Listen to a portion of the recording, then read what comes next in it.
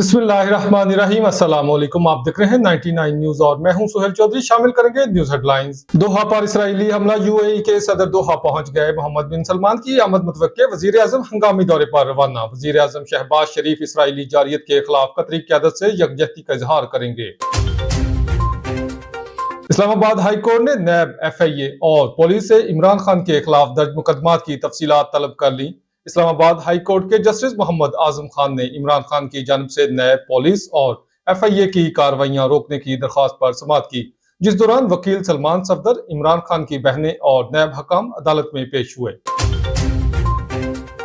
Security forces की खैबर पख्तूनख्वा में कार्रवाइयां। फितनतुल हिंदुस्तान के 19 ख्वारिज हलाक। फितनतुल हिंदुस्तान के खिलाफ कार्रवाइयां महमद, शिमाली वजीरिस्तान और बनू में की गईं। ISPR के मुताबिक खैबर पख्तूनख्वा में सिक्योरिटी फोर्सेस ने 3 मुख्तलिफ कार्रवाइयों में फितनतुल हिंदुस्तान के 19 ख्वारिज को हलाक कर दिया है।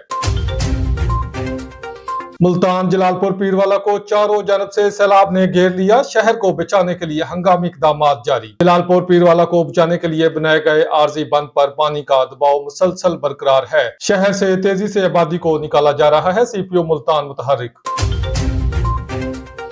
कायदे आज़म मोहम्मद अली जिन्ना का यौम वफात इंतहाई अकीदत व एहतराम के साथ मनाया गया। बानी पाकिस्तान के यौम वफात के मौके पर सरकारी और निजी सतह पर मुख्तलिफ तकरीबात का एहतमाम भी किया गया। आज मुख्तलिफ तकरीबात में बाबा कौम मोहम्मद अली जिन्ना को भरपूर तरीके से खराज अकीदत पेश किया गया।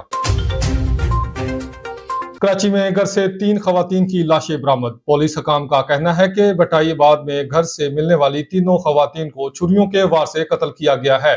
वाकई में एक मर्द और एक बच्ची भी जख्मी है। न्यूज स्टूडियो से फिल वक्त इतना ही। मजीद खबरों और अपडेट्स के लिए देखते रहिए 99 न्यूज।